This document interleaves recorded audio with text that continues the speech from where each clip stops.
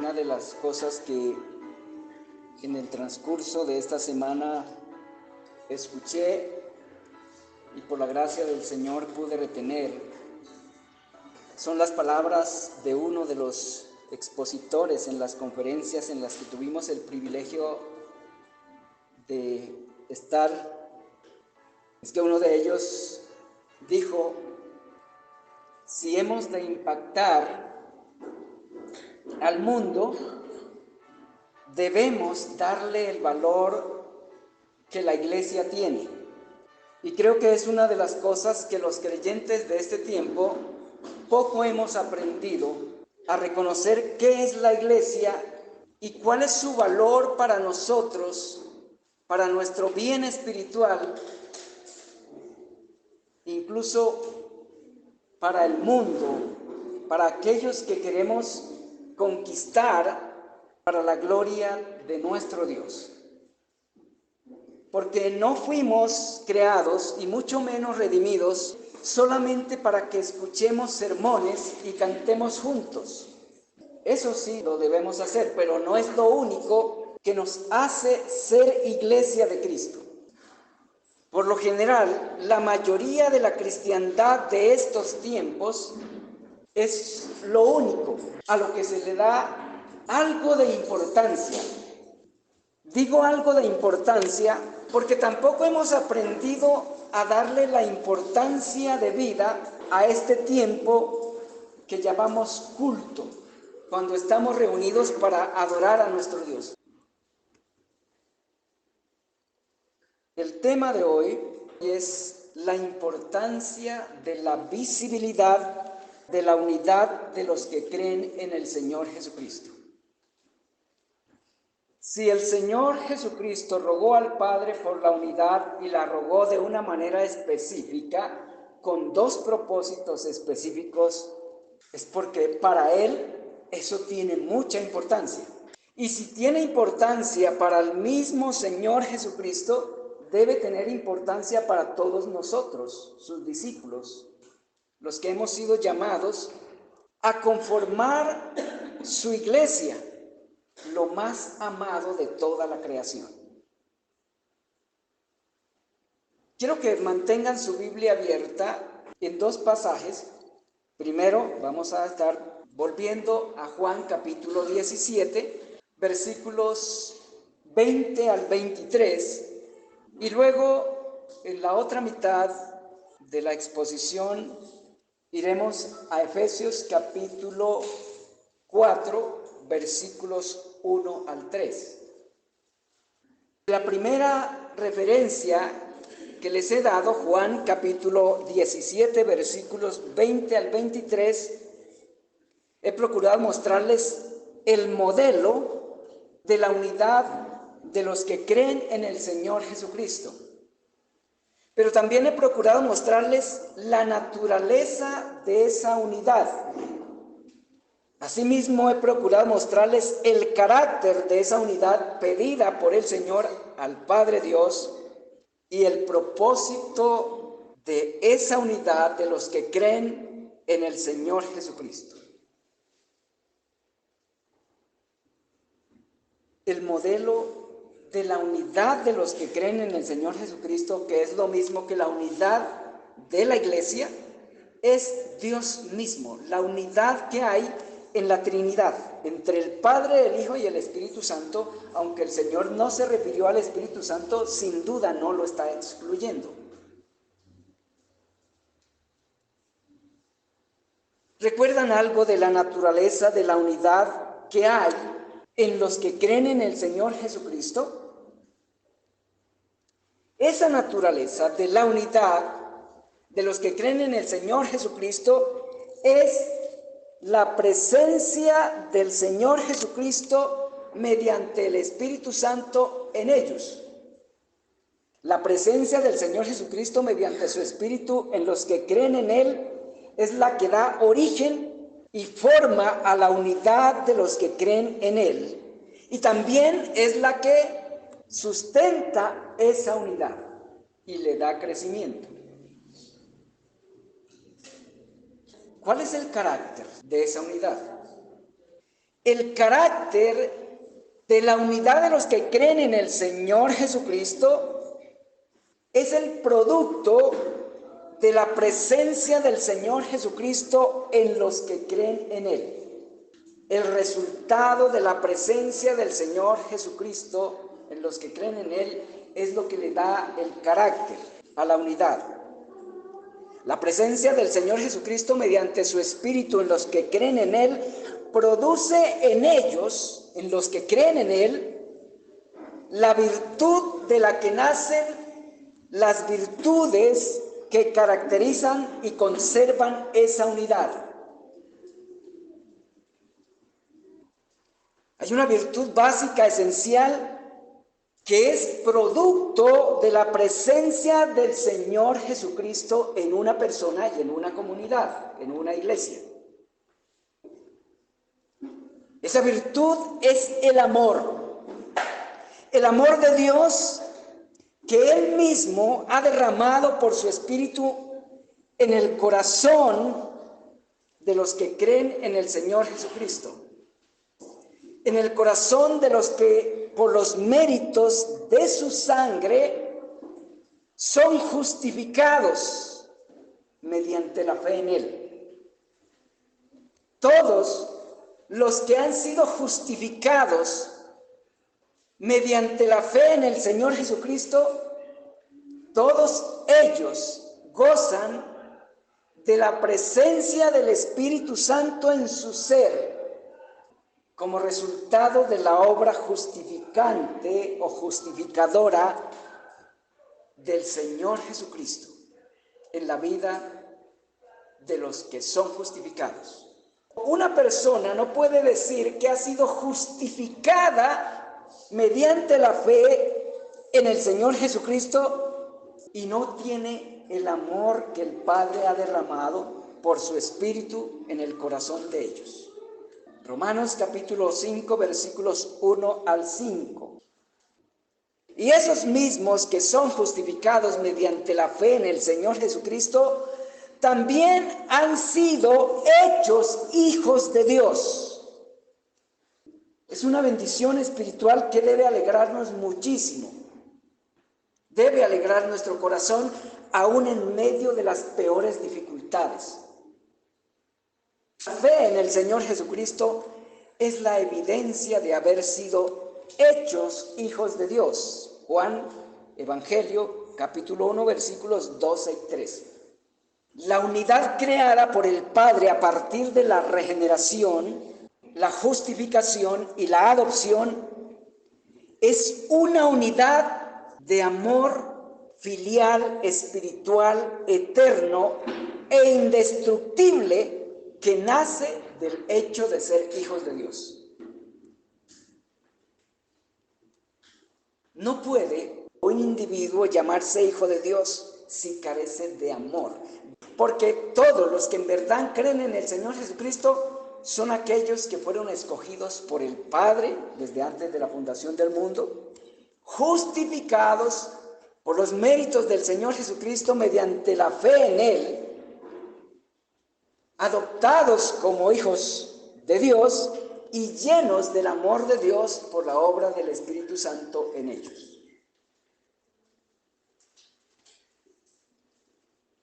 El que ha sido amado por Dios, ama a Dios, pero también ama a todos los hijos de Dios. ¿Cuál es el propósito de la unidad de los creyentes, de los que creen en el Señor Jesucristo, pedido por Él mismo, al Padre?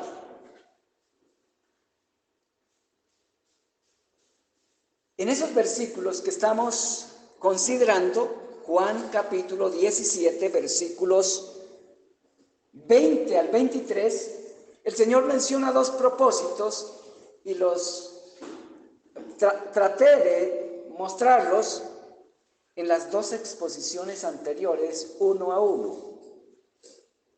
La unidad que el Señor pidió al Padre que hubiera entre los que creen en Él tiene dos propósitos ahí mencionados. El primero, El primer propósito es certificar ante el mundo la procedencia divina del Señor Jesucristo. Este propósito se cumple mediante dos efectos de la unidad.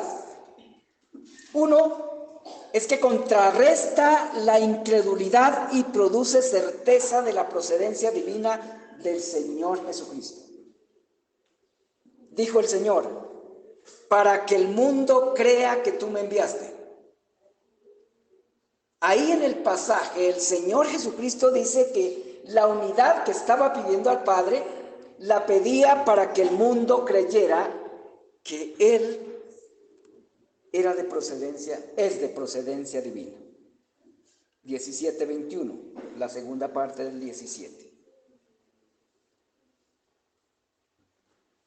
El otro efecto de este primer propósito es que la unidad de los que creen en el Señor Jesucristo elimina la ignorancia en cuanto a la procedencia del Señor Jesucristo. Dijo también el Señor, para que el mundo conozca, eso es algo ya intelectual, para que el mundo conozca que tú me enviaste. Creo que ya podemos recordar los dos efectos que causa en el mundo la unidad de los que creen en el Señor Jesucristo. El primer efecto, para que el mundo crea. Y eso significa que la unidad de los que creen contrarresta la incredulidad y produce certeza de la procedencia divina del Señor. El segundo efecto de ese primer propósito es que elimina la ignorancia en cuanto a la procedencia del Señor Jesucristo.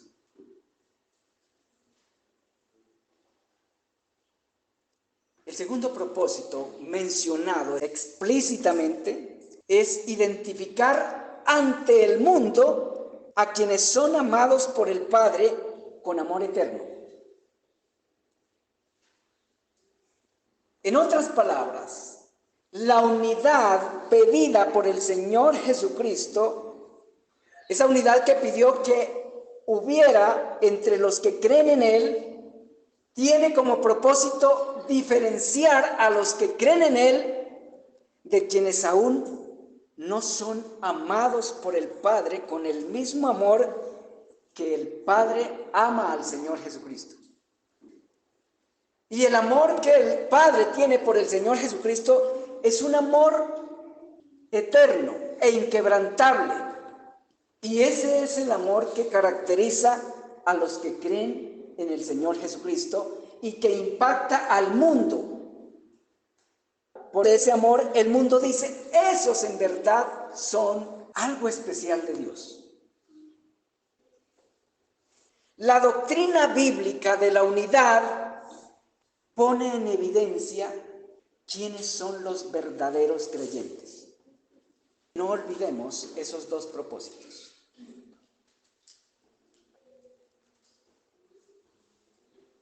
Estos dos propósitos mencionados por el Señor en su ruego al Padre, por la unidad de los que creen en Él, obliga a inferir que la unidad de los que creen en Él tiene que ser una unidad visible.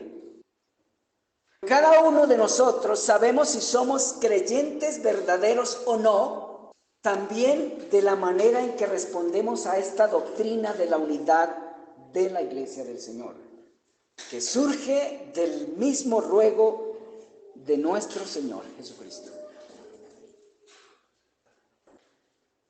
Generalmente, incluidos los pastores, generalmente nos conformamos en asumir que la unidad de la Iglesia del Señor es espiritual e invisible. Poco o nada nos preocupa la unidad visible. Y si en algo nos preocupa, la procuramos alrededor de nuestros puntos de vista o incluso alrededor de nuestros intereses particulares. Incluso me atrevo a decir que algunos procuran la unidad alrededor de sus intereses personales ocultos. condenando a todos los demás puntos de vista, cerrando toda posibilidad al debate sano, edificante, constante, paciente, respetuoso, en pro de la visibilidad de la unidad como Dios la quiere.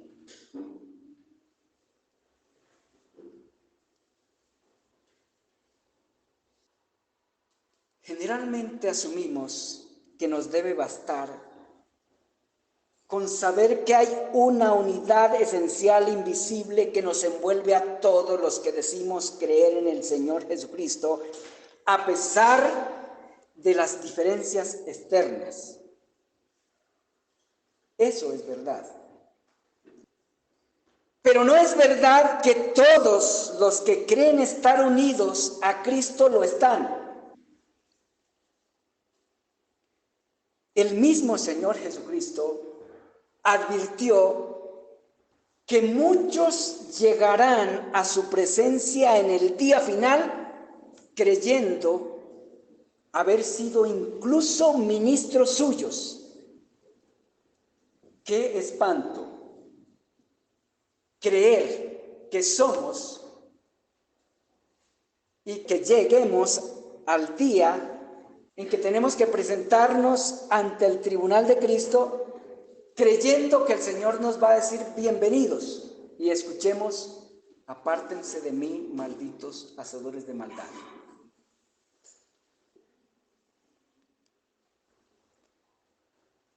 ¿Es correcto o es de acuerdo al texto que el propósito de la unidad que el Señor Jesucristo pidió que hubiera entre los que creen en Él impactara al mundo de tal manera que lo convenciera que Él es de procedencia divina y que nosotros, los que decimos creer en Él, somos verdaderamente hijos de Dios, amados por Dios con amor eterno?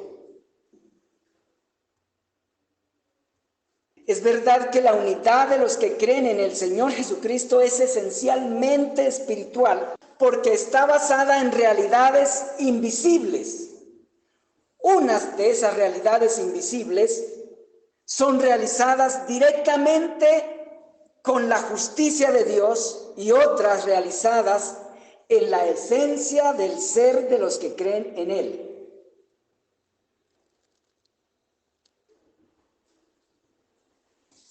Es verdad que la unidad de los que creen en el Señor Jesucristo es esencialmente espiritual y por tanto invisible, pero también es verdad que las personas que son favorecidas por esas realidades espirituales debemos reflejar el resultado de ello en las acciones de nuestras funciones y relaciones.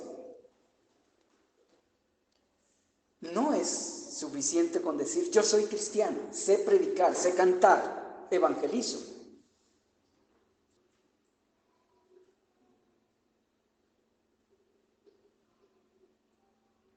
Pueda que cante como los ángeles, pero si no es capaz de soportar un desatino o el pecado del hermano, y en lugar de difamarlo y escarnecerlo, cogerlo y ayudarlo a levantar del barro en el que cayó, si no es capaz de hacer eso, la autenticidad de su fe en el Señor Jesucristo está en cuestión.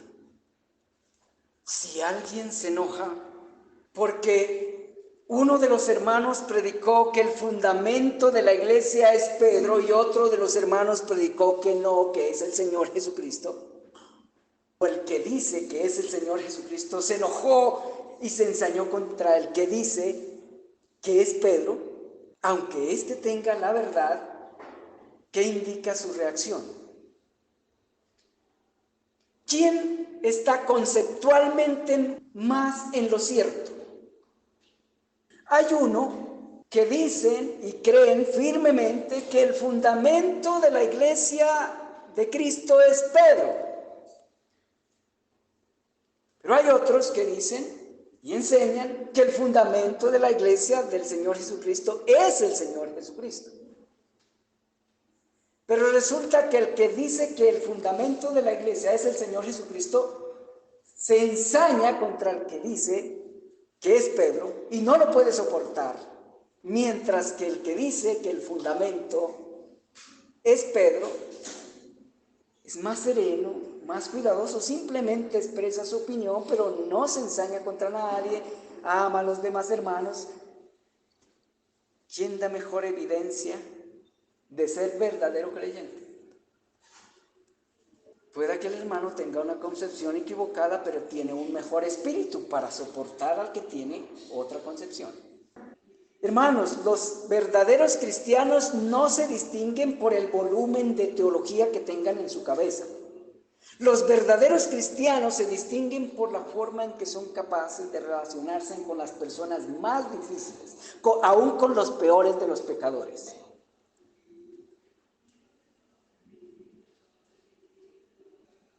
La Biblia enseña que la unidad de los que creen en el Señor Jesucristo tiene un aspecto invisible. Pero también enseña que la unidad de la iglesia debe hacerse visible para que el mundo crea. ¿Crea qué? Dos cosas. Bueno, una para que crea y otra para que sepa. Para que el mundo crea que el Señor Jesucristo es verdaderamente el Hijo de Dios, que procede de Dios. Y la otra es para que el mundo sepa a quienes Dios ama de una forma que no ama a nadie más en el universo. Todos los que nos llamamos ser cristianos debemos mostrar los resultados de esas obras invisibles, debemos mostrarlo de manera visible en las acciones de nuestras funciones y relaciones. Si debiéramos bastarnos con concebir que la unidad es solamente invisible, no habrían exhortaciones en la Biblia a que trabajáramos por mantener la unidad y por consolidarla de una manera más notoria. Pero hay dos exhortaciones específicas en el Nuevo Testamento, directas, a que trabajemos por la unidad. Y las conocemos, todos las conocemos. Una de ellas es la que leemos en Efesios capítulo 4, versículos 1 al 6. El párrafo completo es hasta el 6, pero voy a referirme por ahora de manera breve solo a los versículos 1, 2 y 3. Allí encontramos un ruego apostólico por la unidad de la iglesia, lo cual indica que los miembros de esa iglesia, a quien fue dirigido el ruego originalmente, tenían que tener en cuenta eso, que ellos, cada uno y en conjunto, eran responsables de mantener y trabajar por la unidad de la iglesia, siguiendo las instrucciones de los apóstoles. Leamos la referencia. Efesios capítulo 4, versículos 1 al 6. Dice: yo, pues, preso en el Señor, os ruego que andéis como es digno de la vocación con que fuisteis llamados. Y a mí algo que me gusta muchísimo es la forma en que el apóstol Pablo lo hace. El apóstol Pablo tenía autoridad para decir, les exijo, pero no lo hizo. Dice, les ruego que andéis como es digno de la vocación con que fuisteis llamados, con toda humildad y mansedumbre, soportándoos unos a otros, con toda paciencia, solícitos en guardar la unidad del Espíritu en el vínculo de la paz. Debemos tener presente, queridos hermanos y hermanas, que el contenido de esta carta, incluido el ruego, fue dirigido originalmente a los que de la ciudad de Éfeso habían creído en el Señor Jesucristo. No fue dirigido a toda la ciudad de Éfeso, sino a los que de la ciudad de Éfeso habían creído en el Señor Jesucristo. Los que de ese lugar habían sido escogidos, según lo dice en el primer capítulo, versículos 3 en adelante. Los que de ese lugar habían sido redimidos y adoptados como hijos de Dios y sellados con el Espíritu Santo como arras de la herencia eterna. A ellos fue quien Pablo les dirigió este ruego.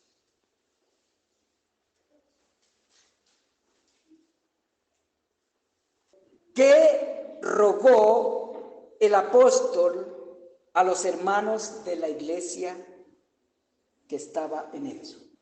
Rogó que andaran, es decir, que se condujeran como es digno de la vocación con que fueron llamados. Ahora, la pregunta que surge aquí es, ¿cuál es la vocación con la que fueron llamados?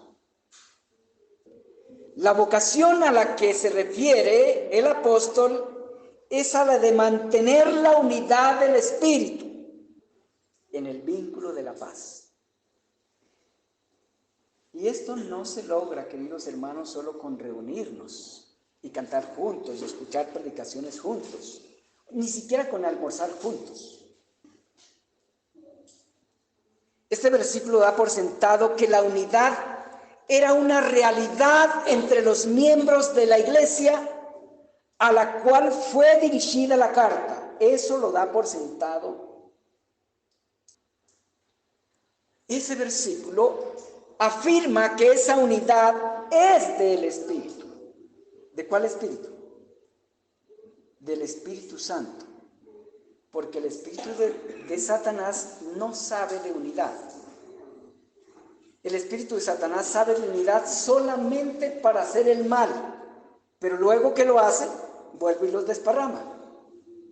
Y noten, queridos hermanos, que donde quiera haya una unidad para hacer un daño, los enemigos se unen, causan el daño y vuelven y se desparraman.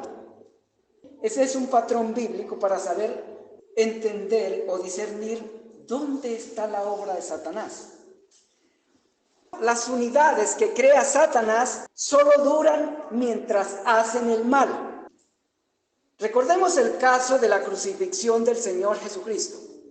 Los herodianos, los fariseos y los saduceos eran enemigos entre sí, ¿verdad? Y los romanos eran enemigos entre sí. No se querían, no se gustaban. Se despreciaban unos a otros, se aborrecían unos a otros. Pero cuando se trató de matar al Señor Jesucristo, se unieron hasta lograr el objetivo. Y lo lograron, ¿verdad? ¿Qué pasó después? Volvieron a ser enemigos entre sí. ¿Han notado ese patrón en algún momento? El apóstol llamó a esa unidad del Espíritu, porque Él es quien la realiza en quienes la conforman. Es un trabajo del Espíritu. Solo donde trabaja el Espíritu Santo se puede lograr esa unidad. Por eso, queridos hermanos, nunca pretendamos que vamos a lograr una unidad fuerte y duradera por nuestra cuenta. Si queremos disfrutar de esa unidad de la que hablan las Escrituras entre los hijos de Dios, todos los que nos llamamos hijos de Dios, debemos suplicar que el Espíritu de Dios mismo, que el Espíritu del Señor trabaje en nuestras vidas, porque no vamos a ser capaces de estar unidos por nuestra propia cuenta, solamente si el Espíritu de Dios mismo trabaja en nosotros. El ruego indica que la vocación consiste en guardar esa unidad. Esa es la vocación de cada creyente. La vocación de cada verdadero creyente es conservar la unidad, trabajar para conservarla, no para causar la división, sino para conservar la unidad. Y aunque el texto dice claramente que esa unidad es creada por el Espíritu, el texto también dice que esa unidad se conserva por la participación consciente de los miembros que la conforman. Otra interrogante que surge del primer versículo es la siguiente, queridos hermanos. ¿Cómo se anda como es digno de esa vocación? El texto nos da la respuesta a esta interrogante. Para andar como es digno de esa vocación, requiere hacer uso diligente de 4 virtudes específicas. Se necesita que cada miembro de la iglesia aprenda a hacer uso diligente de 4 virtudes específicas. 3 están mencionadas en el versículo 2 y una en el versículo 3. ¿Cuáles son esas virtudes? Humildad, mansedumbre, paciencia y diligencia. Esas son las virtudes que todos los miembros de la iglesia debemos desarrollar y hacer uso de ellas para conservar la unidad. Si no están esas virtudes en nosotros, imposible. No vamos a lograr responder a la vocación. Pero permítanme hacerles otra pregunta y busquen la respuesta en el texto. ¿Cuánta humildad, cuánta mansedumbre, cuánta paciencia y cuánta solicitud debían poner los creyentes de la iglesia que estaba en Éfeso para conservar la unidad? Toda, no un poquito, sino toda mansedumbre, toda paciencia, toda humildad y toda la diligencia.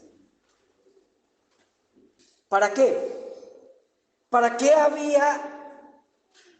debían hacer uso de toda la humildad, de toda la mansedumbre, de toda la paciencia y de toda la diligencia? Para soportarse unos a otros. ¿Qué nos hace pensar esta frase? ¿Por qué tenían que soportarse? Con el fin de guardar la unidad del espíritu. No soportarse por soportarse sin objetivo, o no soportarse simplemente para mostrar quién tiene la mayor capacidad de soportar.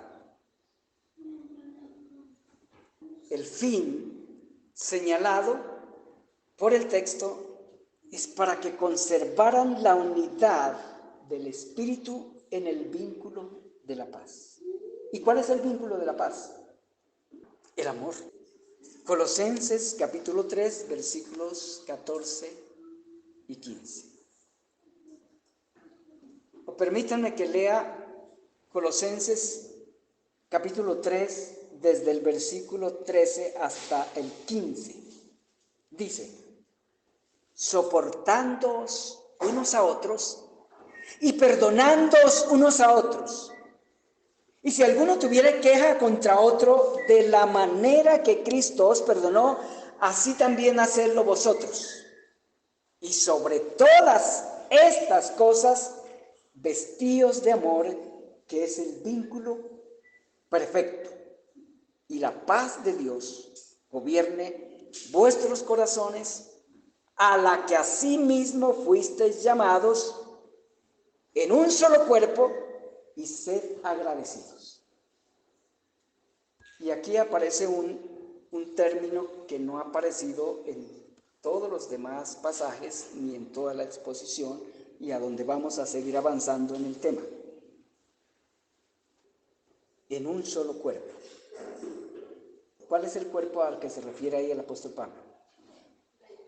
La iglesia. Dios no salva a las personas para que anden sueltas por ahí, cada uno.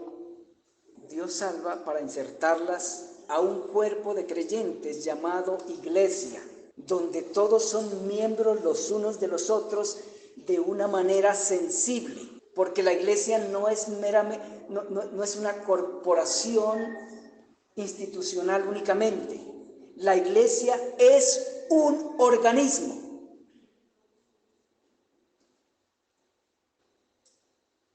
¿Por qué debían los hermanos de Éfeso y los de Colosa soportarse unos a otros? Porque ninguno era perfecto. Por eso, y Pablo lo sabía, todos aún tenían asuntos de carácter que debían mejorar. Asuntos para los que los otros no les serían fáciles soportar. Por eso les dijo que se soportaran unos a otros. Pero para que pudieran soportarse unos a otros tenían que hacer uso de las 4 virtudes propias del amor.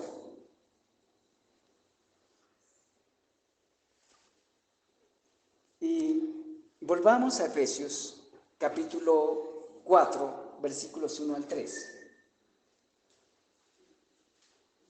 Y anclémonos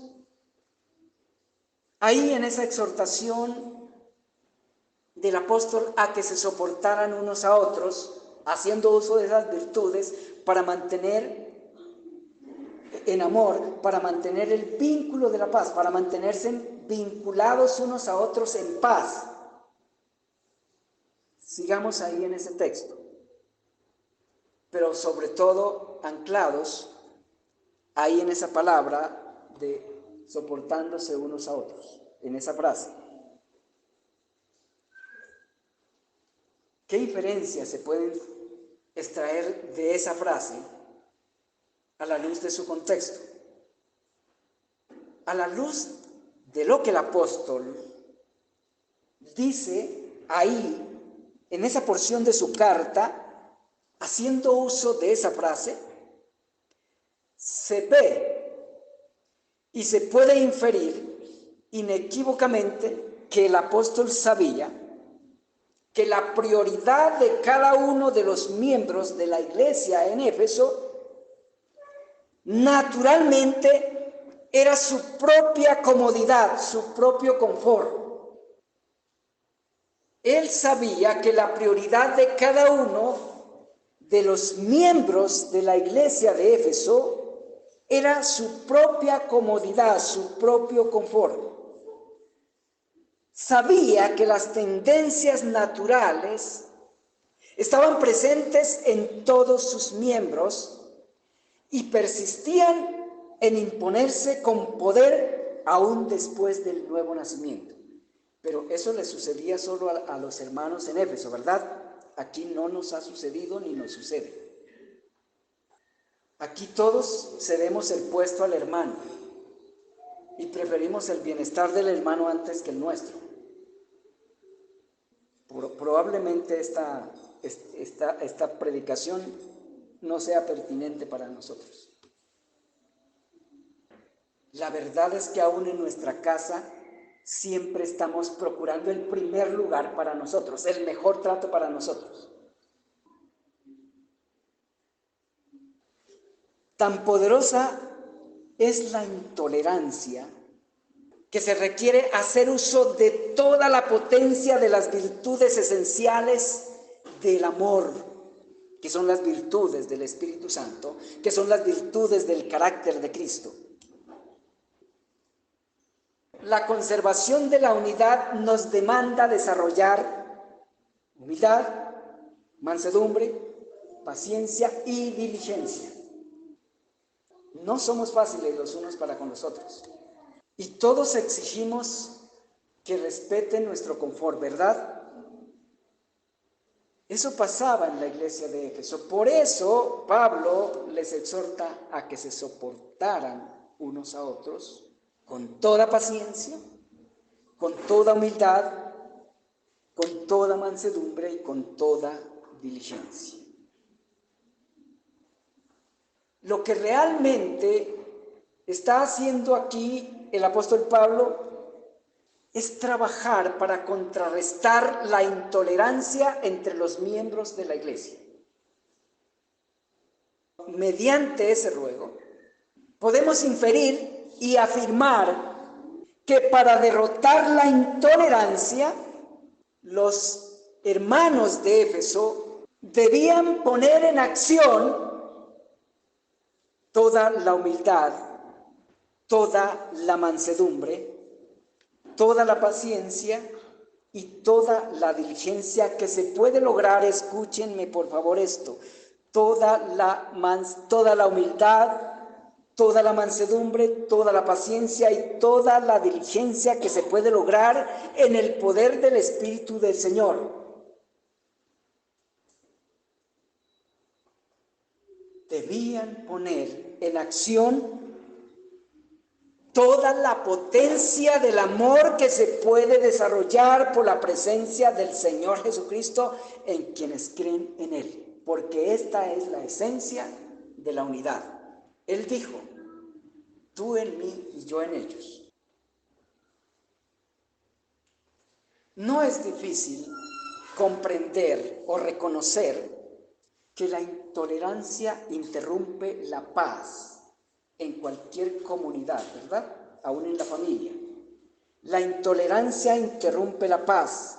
E interrumpida la paz, la autenticidad se pone en duda, por lo menos en relación con los intolerantes.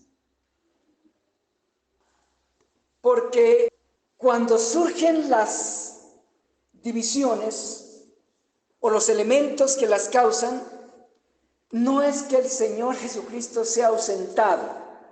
La Biblia dice que Él las ordena o las permite para que se pongan en evidencia los aprobados. 1 Corintios capítulo 11, versículo 19. ¿Y quiénes son los aprobados cuando surgen divergencias? Los tolerantes, los humildes, los mansos, los pacientes y los que persisten en resolver las diferencias de acuerdo a las instrucciones del Evangelio del Señor Jesucristo.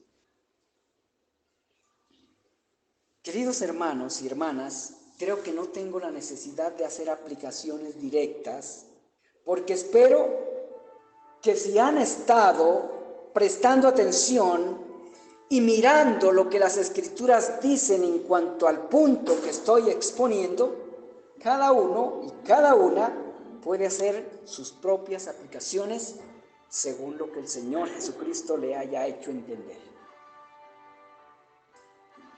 Si el Señor Jesucristo está presente en usted, podrá discernir lo que es de Él y qué respuesta espera de cada uno de nosotros.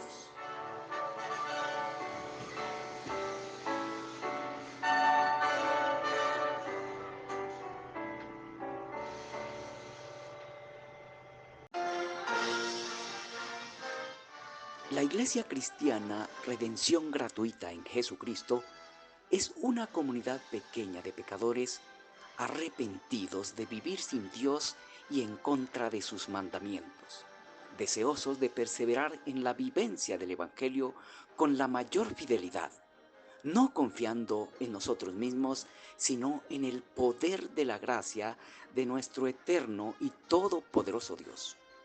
Nos ubicamos en la diagonal 73G, números 78 y 64, en Bosa Manzanares, Bogotá, Colombia.